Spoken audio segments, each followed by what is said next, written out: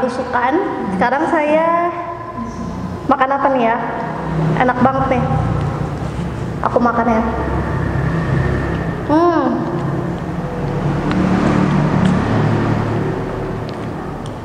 Enak banget nih teman-teman. Mochi dalamnya es krim. Namanya Mochi Macho. Dan bukan hanya itu, yang punyanya masih di bawah 25 tahun. Omset belasan juta per hari. Alumni YEA 20. Ingin tahu lebih lengkapnya? Kita panggil aja langsung ya. Mas Rafli Egy Wijaya. Mas Rafli, maaf nih tangan saya kotor nih. Iya. Ini enak banget nih. Mochi Machonya. Nah, lihat sendiri kan? Mas Rafli Egy Wijaya nih kurang dari 25 tahun, masih jomblo juga ya Mas ya. Tapi bisnisnya terkenal banget di Malang. Mochi Macho mungkin yang di luar daerah Malang pun udah pada tahu. Makanan kekinian banget buat anak muda. Tapi untuk sekarang target pasarnya udah bukan anak muda lagi ya Mas ya. Udah hampir general ya semuanya. Iya, general semuanya. Nah, bisa diceritain nggak Mas gimana nih awal mulanya Mas kok bisa kepikiran sih bisnisnya mochi dikasih es krim di dalamnya gitu, dan kenapa namanya juga Mochi Macho? Lucu banget kan? Nah, untuk itu sebenarnya pada saat itu saya sambil makan ya Mas ya? Iya, 2014 kalau nggak salah, 2014 itu saya tuh waktu itu lulus ya. Jadi seperti biasa namanya pendidikan itu memang nggak mengarahkan itu ya. Pendidikan itu cuma mengasahkan kemampuan berpikir, intinya membentuk kerangka berpikir kita. Jadi sebenarnya waktu itu kenapa sih milih kuliner, karena itu paling mudah aja gitu loh. Nggak bisa masak, saya bisa lihat YouTube. Nggak bisa masak, saya bisa lihat cookpad.id.com kayak gitu untuk belajar resep-resep masakan dan semuanya. Pada intinya saya nggak bisa masak gitu. Akhirnya ya pada saat itu yang memungkinkan saya harus balik ke Malang, karena waktu itu saya nggak punya banyak modal, dan yang mungkin di Malang karena masih ada banyak teman-teman yang bantu ya. Bantu dalam arti bukan dana, cuma support, dan itu yang paling penting. Jadi kenapa saya balik ke Malang terus saya buka usaha kuliner, karena intinya usaha kuliner adalah usaha yang paling mudah, barrier-nya sangat tipis untuk memulai hal tersebut. Tapi kenapa harus mochi gitu Mas? Emang sebelumnya belum pernah ada bisnis Mas yang lainnya gitu? Tiba-tiba kepikiran mochi gitu? Sebelum dia, sebenarnya saya bisnis 2 kali ya. Pertama saya pernah bisnis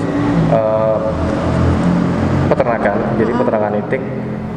Itu juga namanya karakter saya kan ya sering ngambil keputusan dengan cepat, jadi ya asal mulai aja gitu loh. Jadi saya nggak ngerti sama sekali itik dan semuanya, nggak ngerti sama sekali. Saya cuma baca di forum Kaskus tentang peternakan bla bla bla, terus mulai aja gitu loh. Karena malah kita rugi puluhan juta.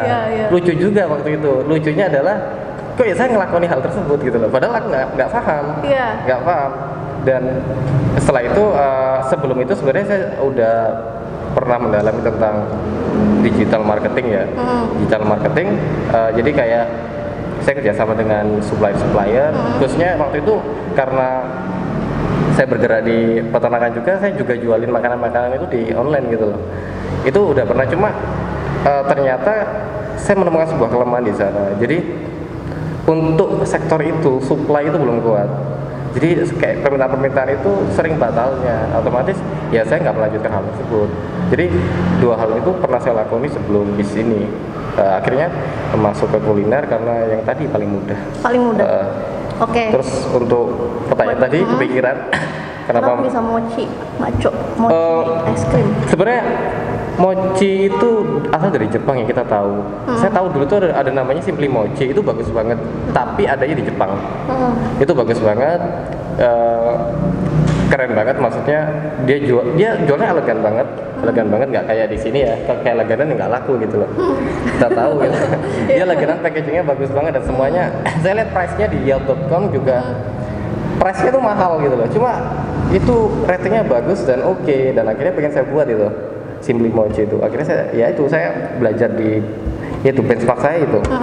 Tapi udah riset dulu nggak sebelumnya yang suka mochi ice cream ini di Malang banyak atau enggaknya kayak gitu? Itu saya nggak tahu tentang riset. Jadi dulu itu ya pokoknya langsung action aja. Saya kasih tahu ya, kadang lucunya itu ketika kita nggak punya pengalaman ya, total nggak punya pengalaman itu, nulis itu nggak ada gunanya. Sometimes. Jadi kalau udah jalan panjang, kita udah jalan lama, terus kita belajar nulis itu kita bisa masukin tuh nulis ke dalam pengalaman. Biasa kayak gitu. Karena pada saat pertama kita nggak tahu ini.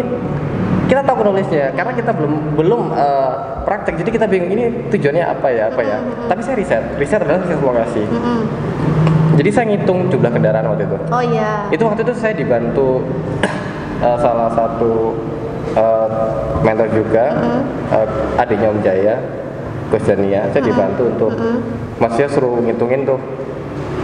Yang pokoknya simulasi pemetaan lokasi ya. Itu hal yang membosankan ya. Tapi ya terus akhirnya dilakuin kan sama Mas Rafli. Saya lakuin karena waktu itu saya juga cuma megang modal ya, pada saat itu saya megang modal cuma 9 juta gitu. Kalau saya estimasi buka restoran itu total 88 juta. Kalau saya nggak ngelakuin hal-hal kayak gitu ya. Jadi gini, bisnis itu kan manusia itu hidup ada 3 macam ya. Money, skill, dan waktu, time kan. Kalau kita nggak punya duit, kita ngorbanin waktu dan tenaga toh. Nah itu yang saya lakukan. Ya udah, kita ngorbanin tuh waktu dan tenaga buat hal kayak gitu. Kita riset, terus kita buat produk. Kalau ngomong produk awal-awal ya banyak komplain. Nggak langsung enak gitu, gitu. Berarti ini pokoknya udah formulasi yang benar-benar udah orang-orang ngangenin gitu ya. Iya, sampai kemarin aja baru ada yang dirubah. Ada yang dirubah? Jadi terus pembenahan sih. Gitu. Iya. Dan uniknya ini nih teman-teman, kan biasanya ini ya kalau misalkan mau jadi pebisnis, apalagi pebisnis kuliner, latar belakangnya mungkin pernah kursus masak atau apa. Ternyata Mas Rafli ini lulusan ITS, benar nggak sih Mas? Pas ITS lebih tepatnya, politekniknya. Dulu ITS, sekarang bukan. Nah, dari orang teknik jadi pebisnis kuliner gitu kan, itu gimana ceritanya? Maksudnya mindsetnya itu biasanya kan suka susah dari orang akademis ke bisnis gitu ya. Oh gitu ya. Kalau Mas sendiri gimana? Soalnya rata-rata yang saya lihat kayak gitu. Biasanya kalau untuk orang akademisi itu dirancangnya kan jadi karyawan nih. Kalau misalnya jadi pemikirannya itu terprosedur, nggak fleksibel, terus nggak mau ngambil resiko dan lain sebagainya. Tapi kan kalau pebisnis beda kan cara berpikirnya, harus fleksibel dan yang kayak gitu. Nah Mas Rafli sendiri gimana nih? Jadi nggak tahu sih. Saya mengalami sebuah hal yang dimana saya tuh orang yang teknis mbak. Dari dulu teknis. Sejak kecil saya memang teknis banget. Sejak kecil saya perlombaan aritmatika. Jadi hal yang berbau teknis. SMP saya lomba catur. Jadi hal-hal yang berbau teknis. Terus SMK saya nggak lomba apa-apa. Saya nggak masuk 2 bulan malah. Soalnya males. Jadi sebenarnya saya nggak tahu perbedaan itu, sebenarnya malah itu berhubungan dan sangat membantu saya. Oh gitu. Jadi sangat membantu saya. Jadi basic saya adalah teknis. Jadi saya sering banget belajar dari buku atau apa. Saya malah jarang ketemu orang. Padahal di bisnis kita wajib untuk networking ya. Betul. Itu saya men-challenge diri saya sendiri. Saya tuh ya kalau ketemu orang itu ya rasanya itu ya kalau dulu pertama kali ya, itu kayak kikuk gitu loh. Ini ngomong apa gitu loh. Karena basic saya memang introvert gitu loh. Dan saya nggak pede orangnya dulu. Jadi kalau diangkat sama orang itu kayak disebut namanya atau gimana, malah nggak mau. Malah saya nggak mau gitu loh. Aku tak pulang aja gitu. Tuh, harus ada yang ngedeketin berarti. Bagi gadis-gadis yang masih jomblo, Mas Rafli masih jomblo nih. Iya nggak sih Mas, masih jomblo kan? Jadi itu lucu juga gitu loh. Saya waktu bisnis jalan saya nggak pernah mau namanya ngisi. Waktu itu dia ngomongnya Jaya itu PR-mu. Saya sempat nurut, sekarang nggak nurut lagi mbak. Kenapa nggak nurut lagi? Kenapa ya? Tetap aja ya, mungkin saya masih belajar ya, masih belajar untuk berkomunikasi bagaimana lancar atau gimana. Tapi tetap aja, memang saya tahu secara alami, ya saya itu memang introvert banget. Jadi saya jarang ngomong sama orang banyak dan semuanya. Tapi justru itu challenge bagi saya sih. Oke. Tapi ya satu hal sih yang aku ambil tadi, berarti kan kita suka nganggapnya tuh wah pebisnis pasti orangnya suka gaul atau ekstrovert. Nah ternyata orang introvert juga berpeluang besar juga gitu buat jadi pebisnis, bukan berarti orang ekstrovert aja gitu kan. Nah ini yang harus kita ambil pelajarannya nih buat teman-teman bagi yang mungkin masih malu atau masih itu nggak menutup kemungkinan ya mas ya, apalagi sekarang zamannya internet marketer ya mas, berdirinya di belakang komputer. Internet marketer bukan bisnis ya? Ya internet marketer bukan bisnis sebenarnya, maksudnya profesi gitu. Sama sih bisnis. Ya betul. Jadi maksudnya nggak menutup kemungkinan mau ekstrovert kayak mau dia introvert kayak itu bisa jadi pebisnis. Yang penting kita ngejalaninnya benar gitu saja ya mas ya. Iya sih, saya sepakat sih karena sifat kayak karakter alam itu nggak bakal berubah. Nggak bisa ya. Tinggal kitanya aja beradaptasi untuk bisa ngejalanin bisnis dengan baik ya. Nah, bener nggak sih mas, Mochi Macho ini belasan juta rupiah per harinya? Pernah, saya ngomong pernah. Oh, iya, okay. Kan namanya, tapi saya bilang gini ya, pernah. Jadi namanya bisnis itu naik turun. Yeah. Kalau nggak ada bisnis stabil. Betul, jadi kadang lucu juga ketika saya tuh ya 3 tahun ini ya, namanya disuruh kayak ngisi itu, saya cuma ngitung jari cuma 3 kali dari puluhan yang minta. Dan pertanyaan itu sebenarnya macam-macam, pertanyaan simpel, mas cara bisnis stabil gimana? Ya nggak bisa gitu loh. Sudah wajarnya bisnis kita berkompetisi. Kalau nggak mau kompetisi ya monopoli aja. Iya. Dan iya kan kayak gitu. Iya betul. Main monopoli maksudnya. Jadi pasti naik turun lah. Pasti sometimes kita di atas, sometimes on the bottom. Jadi ya wis gitu loh. Keep moving forward aja. Jadi kita harus benar-benar nggak sekedar inovasi, tapi kita harus benar-benar ngikutin apa sih perkembangan hari ini, apa sih rencana ke depan, karena kita kadang manusia itu pikirannya idealis ya. Aku pengen bisa Mochi gitu loh, sampai besar, sampai 10 cabang dan semuanya.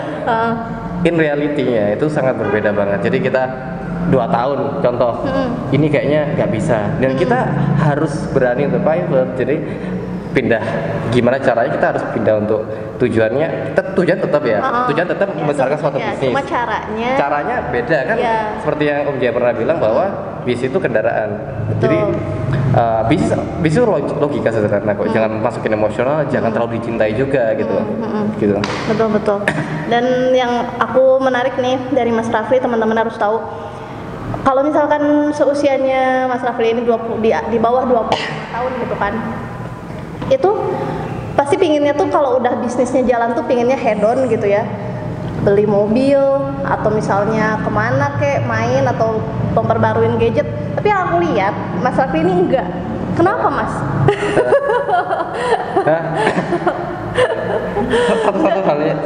Satu-satunya hal yang baru saya sadari sekarang adalah memang gini ya, bukannya kita berpikir bahwa gimana. Jadi ternyata itu ada banyak tipe orang. Jadi saya tuh menjalani ini yang pertama karena ya saya suka aja. Kadang saya nggak berpikir loh, ini omset ini rugi atau enggaknya. Contoh bulan ini rugi atau bulan ini omset turun banget. Kadang saya udah gitu loh, oh kita buat sesuatu lain, membuat sesuatu strategi yang baru itu saya suka banget gitu loh. Jadi saya kadang nggak peduli. Contoh kayak apalah kayak mobil dan semuanya saya beli, kemarin saya jual lagi gitu loh, karena butuh duit. Jadi saya nggak terlalu mikir kayak gitu. Memang itu nggak itu bukan masalah lah gitu. Hidup itu kan ilusi, kita bakal mati juga gitu. Bener banget. Tapi kan jarang gitu ya orang di bawah 25 tahun gitu yang masih pingin seneng-seneng punya pemikiran yang kayak gitu. Mas pemikirannya kayak orang 25 tahun ke atas gitu kan. Muka saya kayak tua. Enggak, maksudnya pemikirannya mas, kalau mukanya masih muda. Tapi maksudnya, dan cara mengatasi kebangkrutannya itu gimana sih mas? Pasti kan galau banget gitu, apalagi siapa masih muda banget. Definisi bangkrut kita harus tahu dulu. Definisi bangkrut itu apa sih? Kehabisan cash flow. Kehabisan cash flow dari 2 hal sebenarnya, cuma 2 hal. Tapi orang-orang kadang berpikirnya, wah aku bangkrut, nggak tahu dari mana. Sebenarnya cuma dari 2 hal. Kalau dia salesnya turun, duit dari investornya habis, udah gitu aja. Jadi kita harus berpikir secara logika sederhana. Wajar ya orang pas turun down itu pasti berpikir yang sangat negatif. Saya pun demikian, karena apalagi orang seperti saya yang introvert, jarang berkomunikasi dengan orang lain, pasti dipendam sendiri ya? Jadi saya sering menyelesaikan semuanya, ya udah saya selesaikan diri saya sendiri. Jadi ya bisa-bisa aja tuh, maksudnya mungkin di satu sisi kita harus menenangkan diri dulu, terus berpikir jernih yang penting ya. Hal yang berpikir jernih itu sebenarnya saya belajar dari film Game of Thrones, itu favorit banget itu. Gimana itu? Itu ada tuh nama karakternya Jon Snow. Itu tuh karakter yang paling mikir jernih. Dia tahu contoh dia anak haram ya, tapi dalam apapun itu dia tuh bisa mikir jernih banget. Itu karakter yang drama tuh. Jadi Mas nyontoh dari situ? Saya belajar dari dia gitu lah. Iya. Dan kalau lagi galau berarti Mas ngapain? Nonton Game of Thrones atau gimana? Saya kalau nggak baca buku nonton film. Nonton film. Pokoknya lepasin dulu semuanya ya. Pengen jangan dulu diganggu sama masalah bisnis dulu. Nanti kalau udah jernih baru bikin strategi berikutnya. Iya, balik lagi kan, bisnis itu logika. Ketika emosional masuk, coba hilangin. Oh iya, aku suka banget bisnis itu logika. Oh, jadi kalau misalkan perasaan udah masuk, udah nggak jalan logika. Iya, hilangin ya. Coba karena itu tentang angka aja ya. Iya. Angka aja, bukan angka matematika ya. Karena rumus matematika pun ada yang salah jika kita aplikasikan kehidupan sehari-hari. 1 tambah 1 2. Bapakmu tambah ibumu bisa anak kembar 2 kan. Iya kan? Sederhana aja gitu. Iya. Oh iya, menarik banget tuh pemirsa. Gimana pemikirannya yang aku suka dari Mas Rafli ini? Dari dulu aku setahun yang lalu ya Mas ya kita wawancara tuh ya by phone. Pemikirannya nggak berubah sampai sekarang. Itu yang aku suka. Jadi apa namanya tuh masih di bawah 25 tahun tapi dia pemikirannya udah mateng banget, punya karyawan juga banyak. Terus ini terkenal banget di di Malang maupun luar Malang juga udah pada tahu namanya Mochi Macho. Oh iya, kembali lagi nih ke Mochi Macho-nya Mas. Untuk Mochi Macho ini kenapa Mas namain Mochi Macho ya? Dulu sebenarnya saya bingung ya. Bingung itu. Bingung banget. Om Jaya waktu itu ngeluarin buku bukan langsung laris ya. Saya ingat banget sebenarnya terakhir IKEA Om Jaya ngomong judulnya booming gitu. Terus saya beli e-book ya. Beli e-book mahal banget waktu itu. 250.000. Terus buku fisiknya 70.000. Buku fisika 70.000. Jadinya ini belinya buku fisika. Jadinya belinya buku fisika. Buku fisik. Oh, buku fisik. Jadi buku fisiknya 70.000 ya. Bukunya lebih mahal. Lebih mahal gitu. Tapi kan namanya itu kan strategi harga ya. Pas pertama keluar harus premium gitu. Tapi saya beruntung baca pertama karena saya belajar dari situ. Apa sih saya baca? Saya lihat itu ada Papa Pia namanya. Nama ini bagus banget, PP. Itu saya ngincer itu. Oh, oke. Ya itu saya buat tiba-tiba Mochi Macho. Saya kepikiran Mochi Macho. Terus saya juga belajar dari Papa Pia itu. Itu tagline-nya kan waktu itu kalau nggak salah ya. Saya lupa. Kesukaan istri. Kesukaan istri. Nah, itu dulu itu kesukaan para wanita. Makanya ada maconya ya. Iya. Sederhana ya. Iya. Tapi ini epic gitu ya. Maksudnya namanya tuh Mochi Macho. Gampang diingat, gampang disebut, gampang Googleable juga. Mochi Macho. Iya ya. Jadi awalnya berarti target pasarnya para cewek. Para wanita ya, karena lebih gampang sharing. Gampang viralnya ya. Gampang viral sharing. Gampang viralnya. Oke, berarti untuk pemasaran pertama tuh gimana caranya Mas? Waktu pertama kali masarin Mochi Macho ini? Dulu saya beruntung satu hal. Jadi gini. Saya pernah baca buku namanya Outlier ya. Outlier itu di situ membahas tentang itu karangan Malcolm Gladwell ya kalau nggak salah. Dia membahas tentang keberuntungan tertentu. Kita lahir di tahun sekian beruntung, kita mulai tahun sekian beruntung. Aku beruntung Mbak. Pertama kali mulai bisnis makanan di sini. Kenapa? Instagram itu baru keluar dan booming di Malang. Oh iya. Jadi kebetulan bersamaan sama itu. Kita bisa tahu kan namanya pemakai pertama. Iya. Orang nggak punya pilihan nge-follow siapa. Iya. Itu pertama kali yang pakai Instagram itu kalau yang untuk bisnis cafe itu kayaknya kita dulu pertama. Jadi pertama di Twitter tapi udah mulai redup. Saya pakai Instagram terus cuma ngandalin teman-teman aja sih. Walaupun saya punya beberapa teman lah, ya saya undang-undang biasa sih. Dan beruntungnya saya kafe di Malang sedikit dulu 3 tahun lalu, sedikit banget. Iya. Kalau sekarang itu jajar ya. Sekarang itu tiap bulan itu pasti tumbuh 1. Enggak 1, 10 gitu. 5, 10. Dulu itu ini kafe. Jauh sana baru kafe. Sekarang nggak punya pilihan. Nah, kayak gitu. Beruntungnya 2 hal itu. Oh iya, benar. Berarti apa namanya kesiapan bertemu dengan peluang ya? Peluang gitu. Muncul langsung.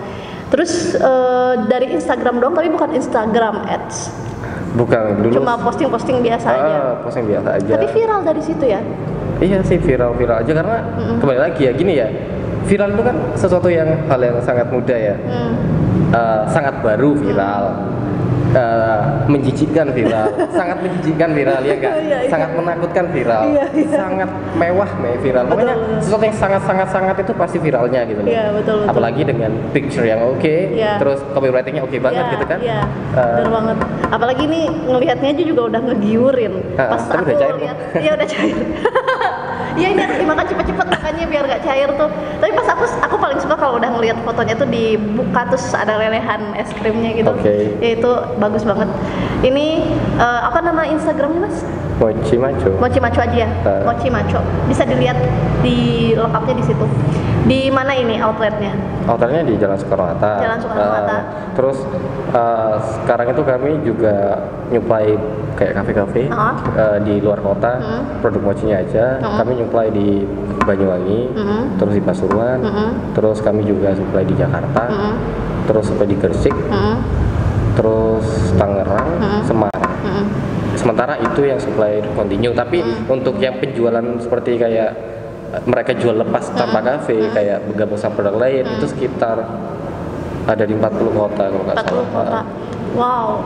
Itu omsetnya boleh tahu mas? Semuanya? Enggak. Satu hal yang nggak bakal tahu. Oke. Ini ya Allah mudah-mudahan sukses selalu intinya gitu ya. Ini mungkin nggak dikasih tahu karena terlalu besar ya. Allahu Akbar, amin. Terus udah gitu apa namanya? Tapi dari semua kesuksesan mas ini dari Mochi Macho ini kendalanya apa di Mochi Macho? Selama mas udah berapa tahun ini mas berarti? 3 tahun. 3 tahun. Apa kendala yang paling mas rasain nih? Sampai sekarang mungkin masih ada atau gimana? Kendala sih pasti banyak ya. Jadi karena saya mengambil satu hal yang kompleks banget, restoran itu kompleks. Yang pertama kita mengolah dari bahan baku mentah ke setengah jadi ke jadi. Nah, jadi dari mentah ke setengah jadi itu mengalami proses produksi, dari setengah jadi ke jadi mengalami proses penjualan. Dua hal ini tuh sebenarnya memakai pemikiran sangat berbeda, fokus juga beda. Kalau saya kalau saya harus memulai dari nol, saya mungkin harus memilih salah satunya, karena memulai produksi dan marketing sendiri itu tidak mudah, nggak mudah banget mbak. Jadi apalagi sebenarnya intinya kan sebenarnya di sales, tapi karena sebenarnya pengalaman yang sangat sedikit di produksi, otomatis banyak masalah di produksi. Ini yang bisa menurunkan sales. Oh iya betul, pengaruh ke situ. Pasti. Betul. Karena ini ya kan berhubungan, satu rantai. Betul. Jadi kalau masalah kendala itu pasti banyak ya. Ya kayak apa sih quote-nya si itu loh di Game of Thrones lagi. Game of Thrones lagi. Itu mas seneng banget sama film itu ya. Saya tuh nontonnya sering banget, tak ulang-ulangin. Nonton itu sering banget. Satu yang suka karakternya dalam. Di situ ada chaos is a leader. Jadi kekacauan itu tangga. Kendala itu pasti tangga. Tangga kita akan lebih baik. Bener banget. Aku setuju, chaos is the leader. Terus apa namanya? Nanti mas ikut kan ke outlet? Nah itu saya. Oh oke, nggak apa-apa. Iya bu. Iya, nanti kita nanti pokoknya kita meskipun Mas Raffi nggak ikut, tungguin kita nanti ke outletnya Mochi Macho yang di Jalan Soekarno-Hatta kan nih mas ya? Iya. Atau yang tadi kita udah lewatin. Oke, terus udah gitu pesan apa nih yang mau mas sampein buat pengusaha-pengusaha muda juga, apalagi yang baru mulai? Pesannya apa? Pesan apa? Enggak, kadang pesannya tuh minta yang apa gitu loh. Kadang orang itu kan harus spesifik ini, bingung kan? Iya. Oke. Pesannya untuk nggak patah semangat tuh gimana sih? Kan apalagi yang namanya bisnis tuh banyak lah, hampir semua alumni EA pasti nemuin bisnis yang udah cocoknya tuh setelah membuka 3 atau 4 bisnis sebelumnya gitu kan, yang pernah bangkrut gitu dulunya dan akhirnya tutup dan akhirnya fix satu aja ngejalaninnya. Nah itu gimana? Berarti yang baru pertama banget nih, untuk yang baru banget yang ngejalanin bisnis itu gimana mas? Kalau baru pertama, jadi nggak ada tips trik khusus, nggak ada sih. Jadi ya mulai aja. Soalnya gini sih, kadang saran terbaik dari orang itu saran terburuk buat kamu gitu loh. Oh, jadi gitu mas? Iya, sometimes seperti itu. Jadi karena ada beberapa perbedaan situasi yang kita jalani. Aku suka banget tiap ngobrol sama Mas Rafli, aku tuh dapet insight baru. Oke, lanjut. Itu dan kalau ngomong tentang patah semangat itu tentang apa sih? Logika atau emosi? Berarti kamu masih emosional tuh. Jadi kalau masalah seperti itu ya hilangin aja, kembali lagi. Bisnis 1, 2, 3 itu logika kan. Ya kita jalan, kita gagal. Jadi kita kan harus tahu ya secara angka. Oh secara angka kita udah 6 bulan ini secara histori penjualan turun terus. Kita coba naikin salesnya. Oh nggak bisa. Akhirnya patah semangat. Berarti kita masih emosional. Kalau nggak bisa ya udah pilihan cuma 2, kamu lanjut terus atau kamu tutup aja. Terus kita buka dari nol. Kayak gitu. Siap. Iya sih, benar juga ya. Kalau tutup patah semangat artinya masih emosional. Dan kalau masih emosional logikanya nggak jalan. Dan kalau logikanya nggak jalan, bisnisnya nggak akan pernah benar meskipun mau buka selanjutnya. Iya. Benar banget. Banyak banget ya. Terus rencana selanjutnya buat Mochi-Macho ini apa, Mas? Yang jelas sih kita sih meningkatkan sales ya, dan apapun bisnis modelnya kita akan coba. Yang baru-baru ini kita kan ada terobosan baru ya. Jadi kita menjual sebuah business opportunity tapi tidak sama nama. Maksud dalam arti dia bisa bebas pakai nama aja, tapi kita buatin konsep, DCP, SOP, lengkap, terus tentang strateginya nanti gimana, semuanya itu kita kerjasama. Sekarang yang udah mau jalan di Banyuwangi sama Pasuruan itu kita buatin tentang BO business opportunity tersebut, karena kan kita tuh ya kembali lagi itu kan logika sederhana ya, kita dapat knowledge-nya bisnis model.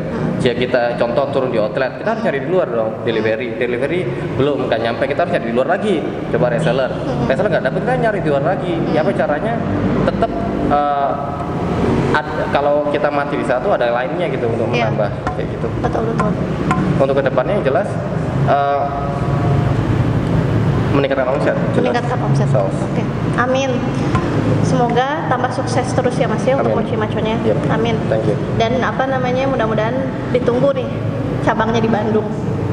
Amin. Orang-orang Bandung tuh suka apalagi sama makanan-makanan yang unik-unik kayak gini dan es krim yang kayak gitu, suka banget Mas. Kita tunggu di Bandung. Amin. Oke. Makasih banget Mas Rafli untuk waktunya. Kita mau lanjut ke outletnya. Penasaran kan? Yuk. Makasih banget ya Mas. Oke. Sampai jumpa lagi di liputan berikutnya dengan alumni YEA yang lain. Sampai jumpa di YEA Belusukan berikutnya. Dah. Fight.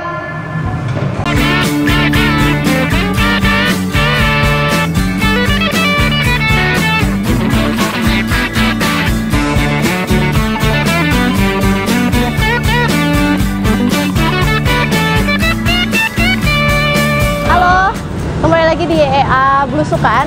Nah tadi kan kita udah lihat-lihat ya wawancaranya sama Mas Rafli Egy. Terus gimana sih kira-kira outlet Mochi-Macho yang ada di Malangnya ini? Yuk kita lihat.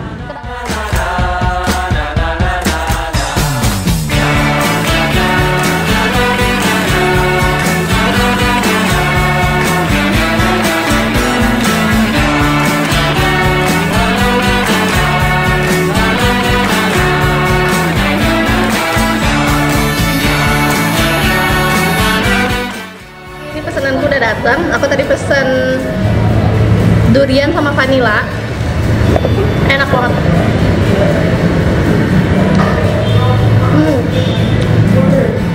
Terima kasih teman-teman. Nantikan YEA Belusukan berikutnya ya dengan alumni YEA yang lebih spektakuler lagi. Makasih. Fight.